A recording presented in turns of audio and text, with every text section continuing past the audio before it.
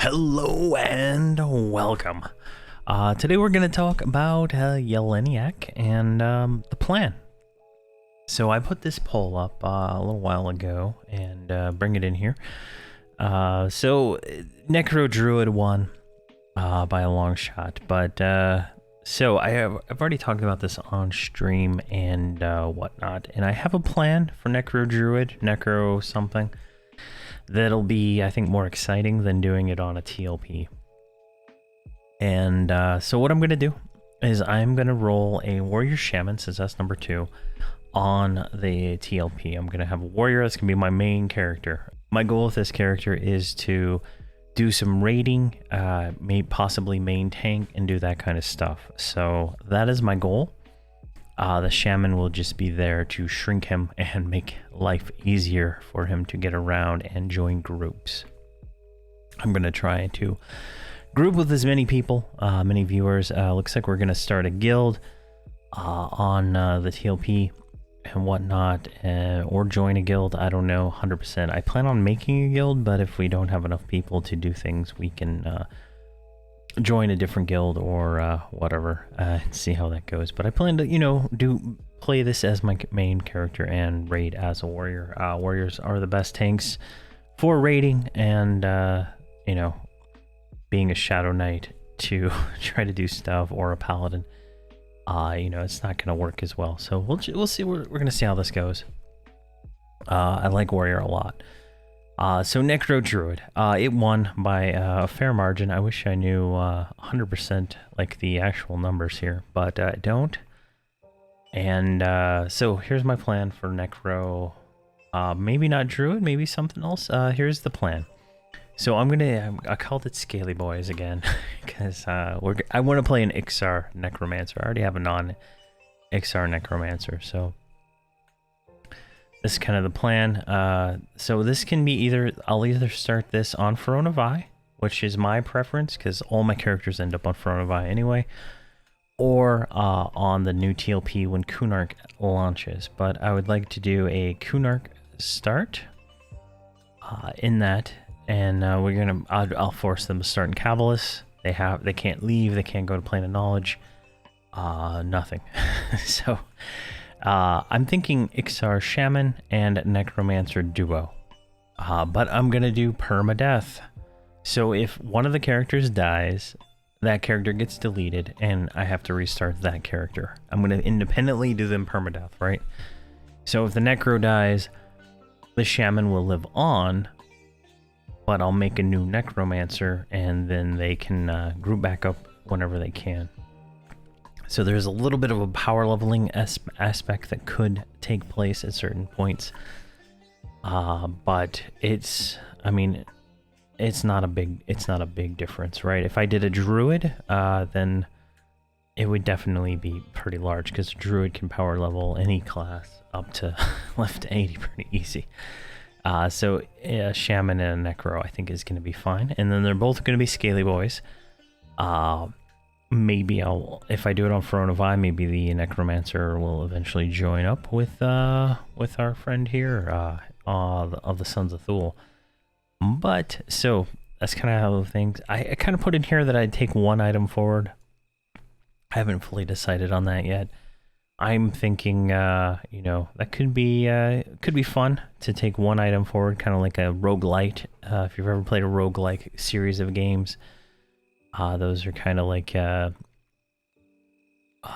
pure roguelike, permadeath. A roguelite has got some, features that make it a little easier. So I might do that. I might not. I don't know. Maybe if I get, maybe I'll do it, but it'll be, something very unique. And if it's on Finalizing, I can do no trade items, without any issue there. But with that, it starts over. I'm gonna do auto grant on this series just because I find it very useful to do non-auto grant, right? I'm doing it with the Sons of Thule, and I'm learning a lot more about the classes than I had known before.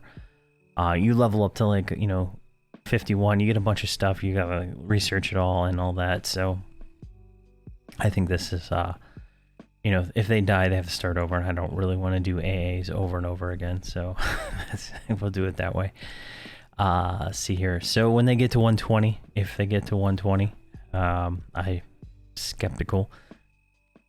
Then they will be able to no longer be permadeath. So as soon as they ding 120, they don't have to worry about that again.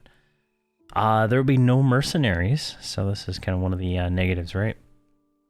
No mercenaries until mercenaries were actually introduced. Mercenaries were introduced in Seeds of Destruction, as far as I can find, and so that'll be around level 80. If we did mercenaries, then we would have a very overpowered playthrough, and we wouldn't really have to do anything. I could literally just do a tank and a healer and do nothing else, and they could level us all the way to level 80. Found only. I'm not going to do store mounts, bags, or anything like that. They have to loot it, buy it, whatever they got to do it. They cannot wear Defiant gear. They can only wear gear that is in era. So that means during Classic, or they start in Kunark, right? So in Kunark, they can't wear stuff outside of Kunark. Like Velos, they can't even wear anything. So, you know, that's what they got to do, and they have to find it themselves, right? They can't just go, okay, I'm gonna go farm Civilis for, you know, 50 to 60, and now I have, you know, 20,000 platinum. I can go buy some stuff on the bazaar. They have to loot it to use it. So that's that. So at level 60, they can only go to Velos and Luckland.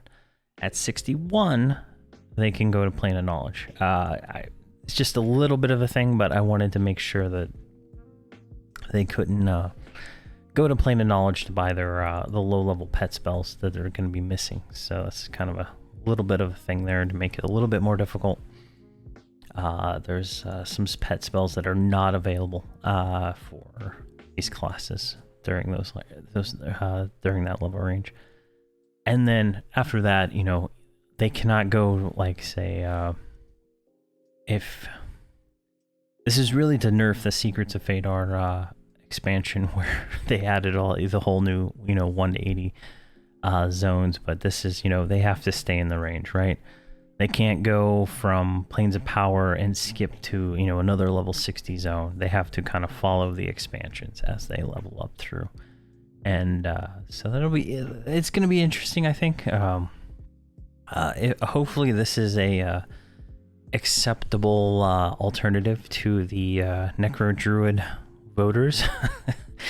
I feel like I wanted to do, I was thinking I could do a Druid, right? I was going to do a Halfling Druid was my plan originally, but because if I did on TLP, I'd be a Gnome Necromancer and a Halfling Druid. I'd have, you know, get them met up. But watching me root rot stuff is where, like, the problem is. It kind of gets boring. So I'm kind of going to do this series, if you call it that, different. I kind of have a plan in mind that's going to be a lot more heavily edited videos and stuff like that.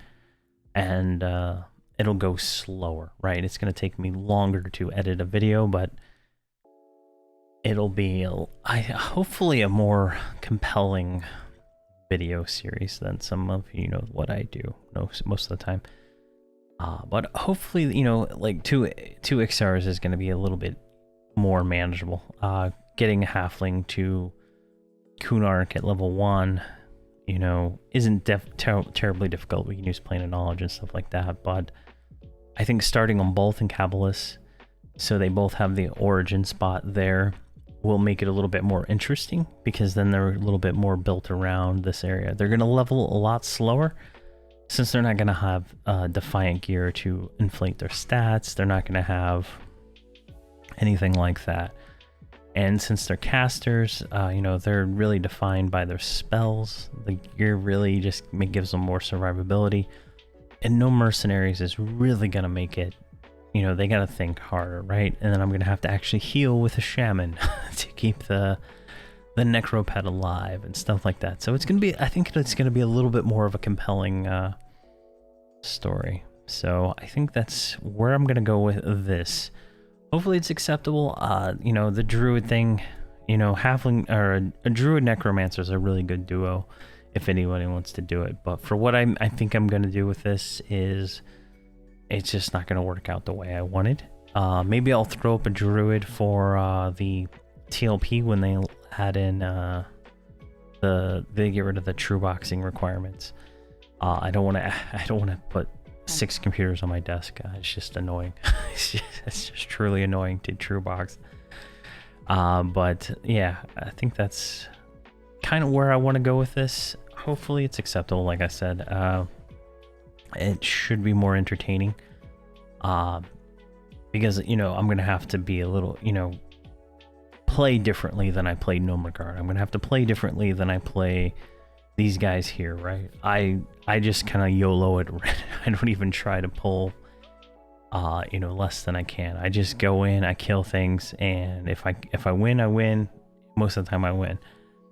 These characters are, you know, extremely geared at this point, and, you know, they're just dominating all the content they're hitting. So mercenaries really helped with a lot of that early on. If you remember the healer merc tanking for most of all my series, the healer merc tanks, right? So removing the merc, removing all that, I can do that. I should be able to do this on live or on a TLP. If I do it on TLP, obviously we have to wait. I think it's like July for Kunark on Yelinak. Or, you know, I can do it on Throne of Vine. I can start tomorrow, you know. So it's just a matter of figuring it out and going from there. I haven't decided yet, but I am going to start an ogre shaman and an ogre warrior for the TLP.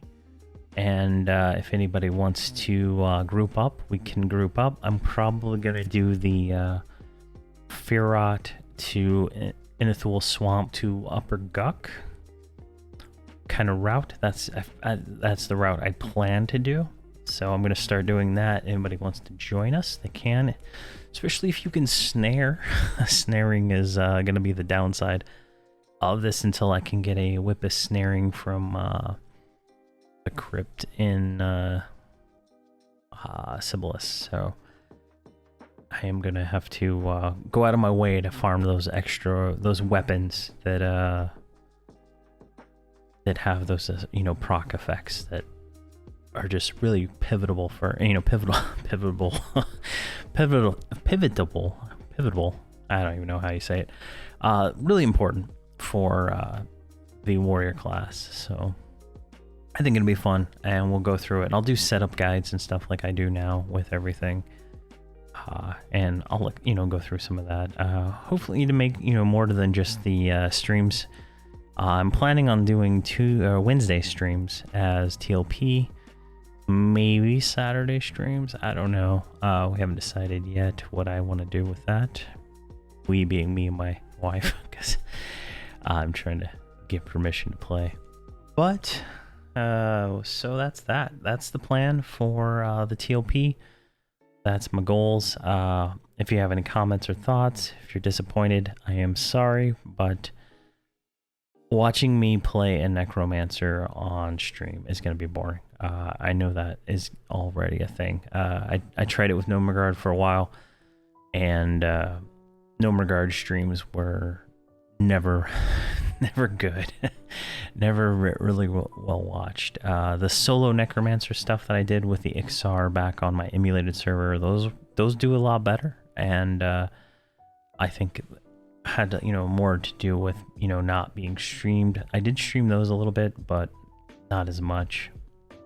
So it's just, it boils down to, do you want to watch me kill stuff with like a raid group and, you know, actually do grouping content, or just solo with a Necromancer?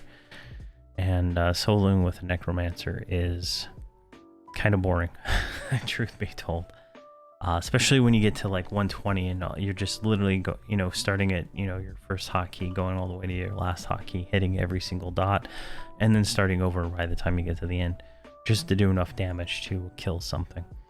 So I think this is just going to work out better, and the permadeath makes it really, you know, more risk. So Anyway, that's my plan for Yelinak. We're going to start on Wednesday. That'll be the first stream. And then I'll continue streaming on Wednesdays for it. And then if I'm having fun, I might take one of these Sons of Thule stream days, turn it into another TLP day, and then just have the other one as that.